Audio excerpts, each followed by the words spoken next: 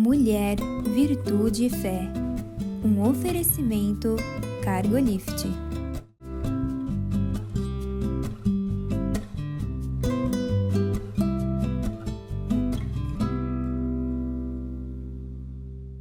Olá, queridos. Olá, queridas. Sejam muito bem-vindos à nossa programação. É uma alegria ter você aqui. Muito obrigada pela escolha, pela companhia. Você é muito importante para nós, não é, Conceição? Verdade, Mirtz. É um prazer estar aqui, Mirtz, mais uma vez. É um prazer ter você conosco. E estamos aqui para um momento agradável, para ouvirmos a palavra de Deus, conversarmos. É um bate-papo legal, né, Mirtz? Sim, hoje nós vamos falar sobre equívocos a respeito do pecado. Bom, primeiro que a palavra pecado já não soa muito bem para nós, né? Sim. Já não é tão agradável. Mas, como a palavra pecado também, tem alguns versículos na Bíblia que a gente acha muito, muito, muito agradável, muito bom, e tem outros, às vezes, que nem tanto, né? Quando a gente fala de pecado, alguns que a gente até gosta de ouvir, são os que eu vou ler para você agora. O que está em Romanos 6, no 2 e no 6, diz assim: de modo nenhum, nós, que morremos para o pecado, como ainda viveremos nele? Pois sabemos isso, a nossa velha natureza humana foi crucificada com ele, para que o corpo sujeito ao pecado fosse destruído, a fim de não servirmos mais o pecado, né? É um alívio.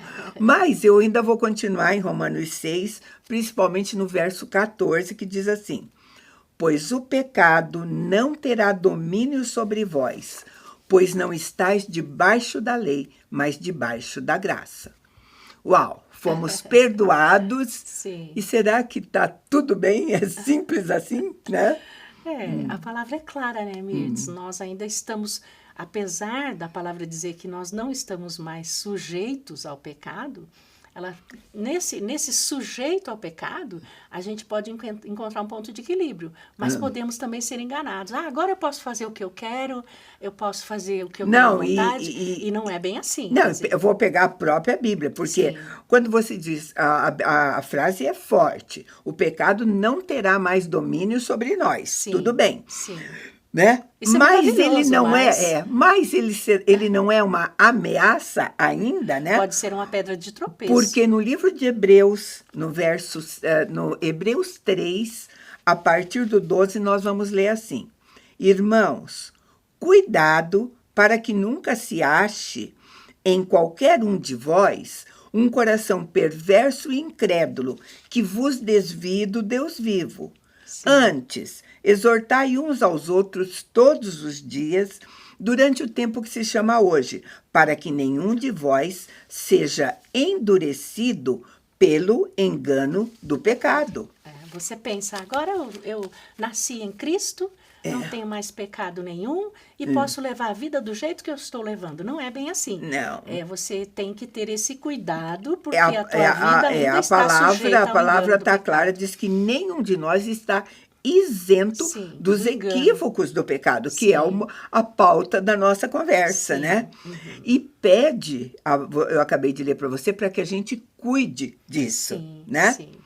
Sabe, queridos, porque nós somos corpo, alma e espírito, e em relação à nossa natureza carnal, essa ainda tem uma tendência pecaminosa forte. Sim, e é uma luta constante da nossa carne, né, contra o nosso espírito. Ainda existe essa questão do pecado. E muitos se enganam nisso. Acham tudo muito normal. Por exemplo, a Bíblia fala sobre casamento, posso separar, eu posso fazer isso, eu posso me casar de novo. Não.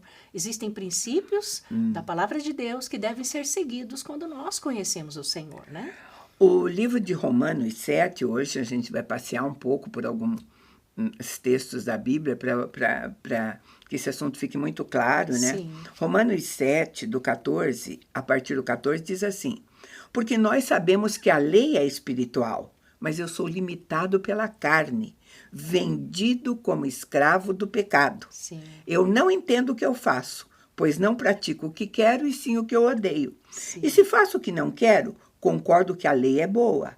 Agora, porém, não sou mais eu quem faz isso, mas o pecado que habita em mim.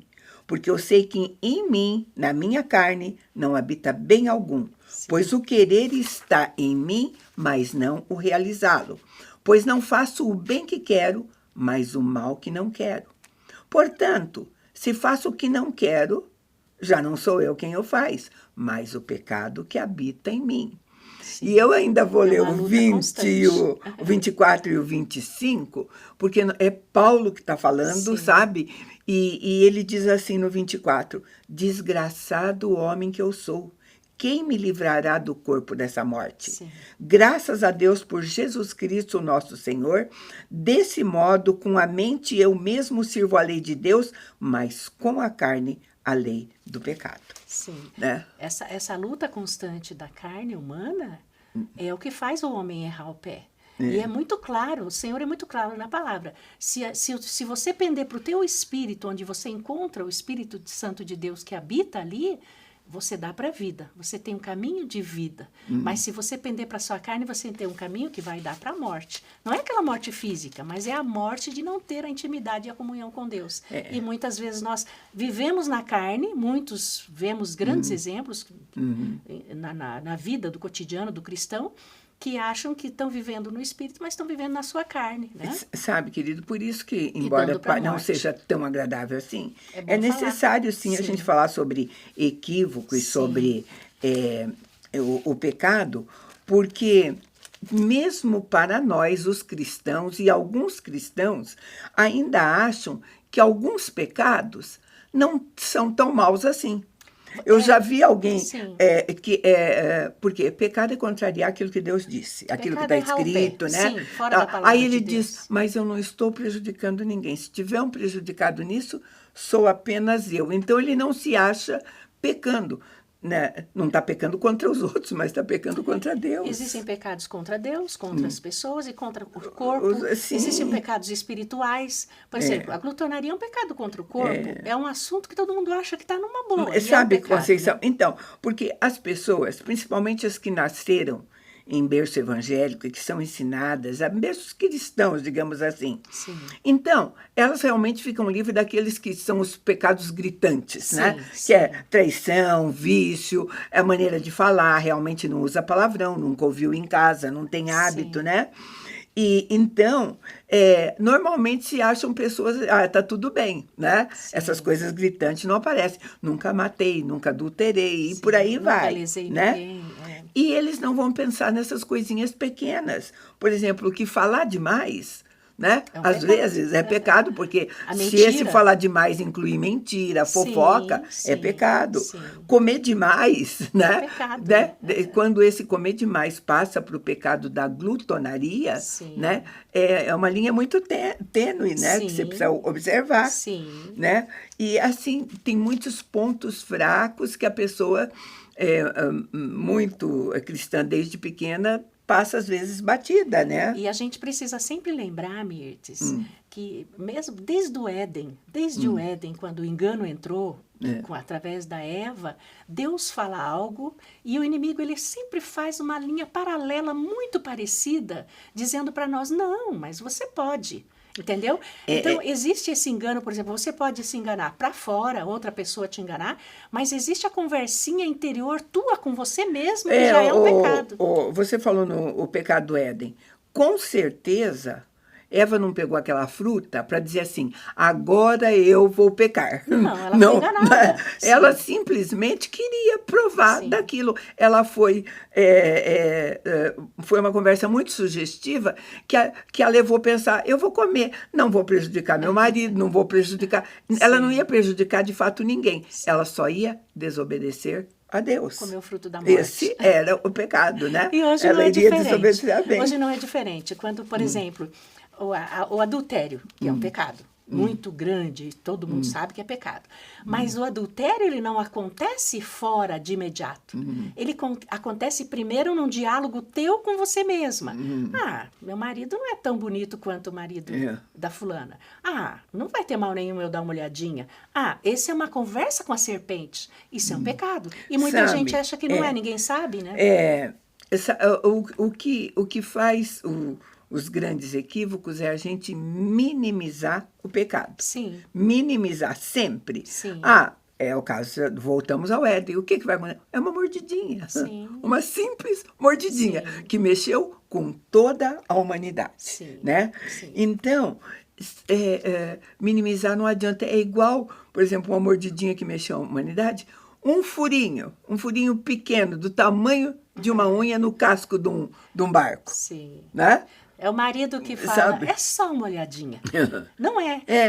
Quando o Senhor intensificou, ele falou, se você olhou, você já pecou. Né? Então, assim são pecados que nós conhecemos. Né, então, mesmo? primeiro que a gente tem que, para evitar esses equívocos, é olhar de uma maneira correta para o pecado, sabe? Olhar mesmo com essa maneira correta. Nós estamos falando de adultério. É a mesma coisa que eu penso em relação ao rei Davi, quando ele olhou para Batseba tomando banho. Sim. Ele não disse, olha que oportunidade ótima de eu cometer um adultério. Não. Certamente não foi isso. Eu vou olhar um pouquinho, que mal tem olhar. Aí mais um pouquinho, os desejos começam a aparecer. E é isso que a gente chama de conversar com a serpente. Uhum. Às vezes você está num diálogo na tua cabeça ali, como o rei Davi, né? Vou mandar chamar, ele está na batalha mesmo. Ele trabalhou essa ideia, certamente ele conversou com o inimigo antes do ato. Então, é esse cuidado mesmo que a gente tem que ter, discernir o pecado rapidamente. A gente pode dar atrás da bola. O que é que pode se pensar? O que é que vai ser? Vai ser uma noite de prazer, só isso ele pode ter pensado. Só isso. Isso é minimizar o pecado. Só que isso dá uma noite de prazer, sabe? Sim. Vai ser. Eu posso, afinal de contas, também, né? Eu sou um rei, eu tenho. Sim. E de fato ele podia, nós vamos até ver tantas coisas, né?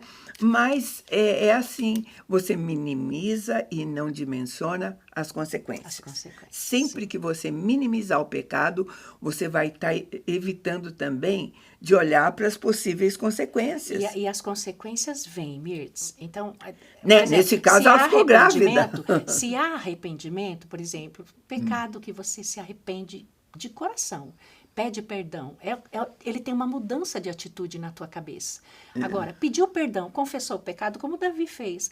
Existe a consequência do pecado que sobre a família dele, uma coisa terrível, que é a consequência dos erros, de errar o pé, que a gente fala do pecado. Né? Mas até chegar lá, até chegar talvez ao arrependimento, até chegar a abrir os olhos, as coisas ainda continuam caminhando, porque ele fez e no horário, na maneira que fez tudo, a Bíblia conta, ele não tomou consciência disso em nem um minuto. Né? Ele só foi tomar consciência parcial quando apareceu a gravidez. Não, quando apareceu a gravidez. Sim. Porque daí é outro problema. Um pecado talvez leve ao outro. Sim. Aí ele tinha cometido um pecado que tinha que consertar, aí aparece, ele manda matar o marido dela. Sim. Né? Sim. Esse é realmente na tentativa de ocultar e tudo isso pode ir muito, muito mais longe. Ele só foi mesmo ficar consciente na hora que ele foi alertado pelo profeta. Sim. E é a partir daí que eu vou começar o nosso segundo bloco. Agora eu vou chamar um intervalo bem curtinho, a gente volta já.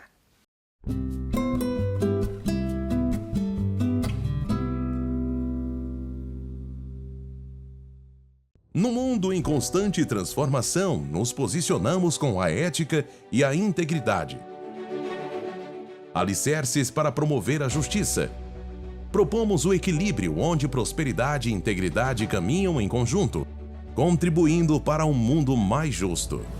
Fortalecemos laços, conectamos propósitos, contribuímos com sua cultura. Juntos impulsionamos o desenvolvimento de negócios e relações éticas. Aqui a ética é nosso guia, a coragem, nosso caminho.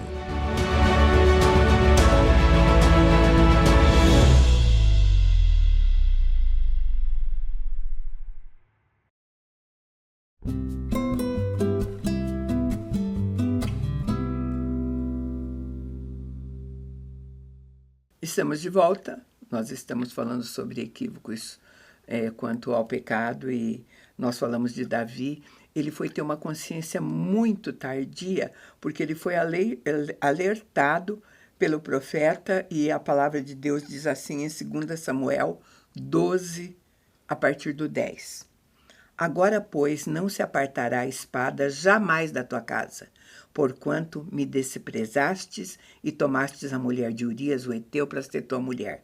Assim diz o Senhor, eis que da tua própria casa suscitarei mal sobre ti, tomarei tuas mulheres à tua própria vista e as darei a teu próximo, o qual se deitará com elas em plena luz deste sol. E tudo isso aconteceu Uau. na vida dele. Sabe? A consequência Ele do foi pecado. perdoado, este era um homem segundo o coração de Deus. Sim. O pecado tem perdão, sim, mas tem consequência. Tem consequências. Sabe? E elas foram muito sérias. na Foram, família nossa, dele. sabe, anos mais tarde, um filho de Davi estrupou a irmã, tá? O outro foi morto, também teve assassinato dentro, um irmão matou o outro, né? Sim. E um filho acabou morrendo por tentar matar o próprio pai, né? Às vezes nós olhamos hoje a situação que o mundo vive, Mirtz, a situação das famílias, situações das famílias, dentro das próprias igrejas, coisas que nós não víamos no passado. São consequências de se tratar o pecado, às vezes, com uma certa passar a mão, como se que fosse uma coisa que não é tão forte, tão pecado, né? Ele precisa ser tratado como pecado. Levar, você vê hoje é não muito pode difícil. ser tratado como vacilo ou qualquer outra coisa. Né? E assim, uma palavra que nós, do nosso tempo, víamos muito sobre o arrependimento. Né? Por exemplo, o avivamento ele acontece como? Ele acontece com o arrependimento do seu povo, com o coração constrangido diante de Deus, uma mudança de atitude. Não é o barulho, mas sim uma transformação no corpo de Cristo, no povo de Deus na face da terra.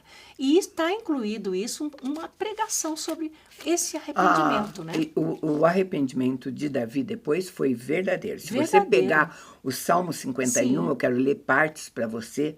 Né? O Salmo genuíno, 51, a partir do 1, diz assim: compadece-te de mim, ó Deus, segundo a tua benignidade, segundo a multidão das tuas misericórdias. Sim. Apaga as minhas transgressões. Sim. Lava-me completamente da minha iniquidade, purifica-me do meu pecado, Sim. pois eu conheço as minhas transgressões. O meu pecado está sempre diante de mim.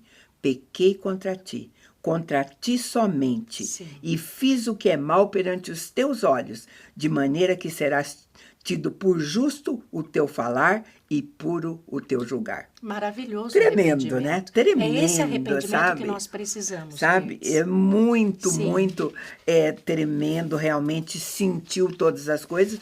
E você vê, era uma coisa, como ele mesmo disse, talvez, queridos, e isso seja o grande problema, é que Deus perdoa, mas ele fica diante de nós, né? A gente tem dificuldade, né? E talvez a gente tenha que orar muito por isso até, né? Esses enganos, esse foi talvez o maior engano de todos que a Bíblia Sim. possa mostrar sobre pecado, né? Tanto é que quando a gente se converteu, Mirtz, eu não entendia, na época, depois o Senhor nos mostra, né? A grandeza, como que o Senhor perdoa Davi pelo pecado de Davi, que é um pecado grave, mandou matar Urias e não perdoou Saul, que era um pecado espiritual. Então depois a gente arrependeu, vai entender. outro não, né? Exatamente. Não, mas a gente entende, por exemplo, um arrependimento genuíno, ele traz mudança de atitude, que foi diferente do rei Saul, né? Então, o arrependimento genuíno, ele te faz uma mudança de rota. Você é lavado, você é remido no sangue do Cordeiro, mas você não continua na mesma linha de pecado. Porque é simples assim. Erros. Arrependimento mudança não de tem atitude. como. É arrependimento. Se não muda, se não transforma, não é arrependimento. A gente simplesmente diz que não é. No Salmo 51, na continuidade, os pedidos dele, eu vou pegar do 9 em diante, Salmo 51, 9, veja só. Esconde o rosto dos meus pecados e apaga minhas iniquidades. Cria em mim, ó Deus, um coração puro e renova dentro de mim um espírito inabalável. Sim. Não me repulses da tua presença, nem me retires o teu Santo Espírito. Restitui-me a alegria da tua salvação e sustenta-me com espírito voluntário. Maravilhoso. Aí é lindo, porque ele vai dizer, olha, se o senhor gostasse de sacrifício, eu faria qualquer um. Sim. Mas eu sei que não é isso que o senhor quer, porque nós vivíamos, naquela época, eles viviam debaixo de oferendas de sacrifício. Sim. E ele teve aquele entendimento, ele falou, eu entendo que um sacrifício maior é o meu coração quebrantado e contrito do Senhor. na tua presença, E né? o que ele mais perdeu, ele tocou. Com o pecado, o que é a coisa mais importante que nós perdemos? A intimidade e a comunhão com Deus, que era o que ele falava, Senhor, não retire de mim o teu espírito, Senhor, não me deixe sozinho. Por quê? Porque o pecado faz separação entre nós e Deus, né? Sim, e sabe, Davi, ele é mostrado como um general, sabe, alguém que sabia usar a espada. Bom, usou a espada de Golias contra o próprio Golias, tá? E aquilo que era uma marca, que era o forte dele, também era a punição do pecado dele. A espada não se afastou da casa dele, né? E ele deu isso, ele disse isso para Deus. O senhor é justo fazendo isso. Sim. É como se ele dissesse, é o que eu mereço. Né? E ele perguntou um momento, tem um momento que o Senhor pergunta se queria ficar na mão dos homens ou na mão de Deus. Ele fala, não, eu prefiro a mão de Deus, porque Deus é misericordioso e perdoa, né? E sabe, as coisas foram... Depois que Davi morreu, ainda teve os filhos dele, Salomão, Adonias, também teve mais assassinato, quer dizer, foi além, foi em gerações, né? Né? Agora, Jesus, no Novo Testamento, também vai falar sobre os enganos do pecado. Sim. O mais conhecido é o texto de Mateus 7, a partir do 21, que eu começo a ler para você, que diz assim, nem todo o que me diz Senhor, Senhor, entrará no reino dos céus, mas aquele que faz a vontade do meu Pai, que está nos céus. Muitos naqueles dias hão de dizer, Senhor, Senhor, porventura não temos nós profetizado em teu nome? Em teu nome não expelimos demônio? Em teu nome não fizemos tantos milagres? Então eu lhes direi explicitamente, eu nunca vos conheci. Apartai-vos de mim, os que praticais a iniquidade. Existe um trecho que fala dos chamados e dos escolhidos. Então, às vezes, você é um chamado para trilhar um caminho de crescimento e amadurecimento com o Senhor e se tornar um escolhido, né? Um vencedor. E muitas pessoas param no chamado, Mirtz, e continuam com a sua vida sem transformação, flertando com o pecado, né? Mas o que o Senhor deseja é que você seja um escolhido, né, Mirtz? Essa palavra diz isso para nós. O nós. apóstolo João, na primeira carta dele, né? Ele também vai deixar muito claro uma coisa na primeira carta de João, capítulo 1, versos 8 e 9, que ele vai dizer assim, se dissermos que não temos pecado nenhum, a nós mesmos nos enganamos, e a verdade não está em nós. Se confessarmos os nossos pecados, ele é fiel e justo para nos perdoar os pecados e nos purificar de toda a injustiça. É que, às vezes, ele diz, se dissermos que não temos pecado e se confessarmos. Às vezes, nós até temos consciência, alguns até têm consciência, mas sentem dor ao confessar o pecado, né? Não vão diante de Deus como se Deus não soubesse, né? Porque nós temos um Deus que sonda corações. Mas ele diz que a maneira de nos dirigirmos a ele é falando, é dizendo, é confessando. Essa é a maneira que ele escolheu. Então, não adianta falar assim, nem vou falar nada de pecado, porque Deus já olhou e já sabe. Claro que ele já sabe. Agora, ele está esperando você chegar até ele, né? Confessar, sabe? A gente precisa entender o que é um pecador. O homem é um pecador, por causa da natureza do pecado que entrou na nossa carne. Então, o pecado, a Bíblia fala que o pecado habita em mim. Quando nós tomamos consciência de quão pecadores nós somos, Mirtz, isso é bonito diante de Deus. Aí nós podemos confessar o nosso pecado. Mas o problema é que o homem ainda se acha bom, o homem ainda se acha certinho. Eu falo, a gente tem que ter mais medo daquele que se acha santo, que não erra, do que aquele que erra o pé, pede perdão, se arrepende. A vida é um ciclo. Todos erram o pé, Mirtz. Todos erram o pé. Eu, você, todo mundo. Se Mas você não aconteceu ainda, vai acontecer. E o Está importante, escrito que não há, né? Nenhum. né? Por quê? Porque a natureza é pecaminosa. Você só não peca se você andar e viver na comunhão do Espírito. Só que também nós entramos e saímos. Quer dizer, às vezes você é pego em coisas tão fúteis, mas você chora diante de Deus. O que acontece é que quando crescemos em vida, nós ficamos mais sensíveis ao pecado. Se arrepender, o arrependimento vem rápido e não demora, como demorou de Davi. Você volta rapidinho, pede perdão, aplica o sangue, é perdoado e prossegue com uma nova vida. Esse é o caminho, né? Mas eu ainda estou na falta... você ir até Deus confessar seu pecado. Sim. O problema de você ir até confessar pecado. Por exemplo, algumas religiões, como que tem por aí, você pode ir até o confessionário, né, e confessar seus pecados. É uma prática dessa religião, né? Deus está ouvindo? Deus está ouvindo sempre. Você Sim. confessa para alguém. Deus sonda o As coração pessoas do ficam homem. inibidas também diante de... Mas o importante é, se o seu pecado te constrange tanto, a ponto de você não compartilhar com o irmão, né? Confessar com ninguém, faz isso diante só do próprio Deus. O problema é o constrangimento diante de Deus. Adão e Eva fugiram da presença de Deus ao perceber que pecaram. Então, não é tão simples assim, eu sei. Porque daí se você evita muito isso, você começa a tentar justificar o seu pecado. Como se não fosse pecado. É um engano, né? Sabe? Sim. Como fez Saul. Saul, quando foi confrontado lá do pecado, que ele ficou com as coisas que Deus disse, você não fique com despojo nenhum.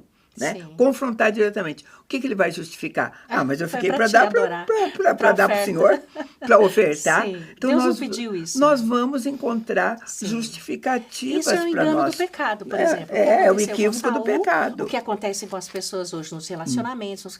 Mas Deus é misericordioso. Sim, mas Ele também é um Deus justo, né? São aquelas coisas assim, eu menti porque eu evitei um mal maior, sabe? Ia acontecer aí uma coisa, né? Então eu tive que fazer, né? Enfim, tem muitas maneiras, a gente acaba sendo enganado. Sendo enganado mesmo, sabe? E Deus não vai levar em conta a justificativa. Deus vai levar em conta a confissão e o arrependimento. É isso que Deus vai levar em conta, né? E sabe, querido, se você estiver abrigando algum pecado dentro do teu coração, você vai ter que usar uma máscara por fora, né? Porque o pecado está lá dentro. E Deus sonda o coração. Deus está sabendo, mas você vai ser uma máscara, vamos ser bem claros, de hipocrisia, de fingimento, sabe? Como a Conceição diz, pessoas que com aquela aparência de santidade, falando coisas boas, sabe? E, no fundo, a própria pessoa sabe que não é verdade. Vive no né? pecado, sim. Então, é enganando a si mesma, né? Só que vai doer, sabe? Chega um dia que vai doer, a consciência vai bater, Deus vai cobrar, né? Sim. Então, por isso a gente achou necessário bater um pouquinho esse papo, não tão agradável, mas sobre alguns equívocos a respeito de pecado, né? Era o que a gente tinha para você hoje. A gente agradece muito a tua companhia e te convida para estar conosco num próximo programa. Deus te abençoe.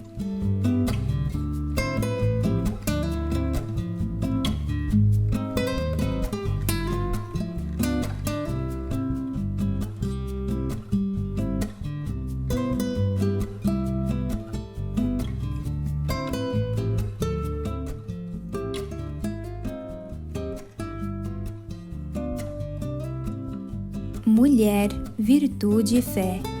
Um oferecimento Cargolift.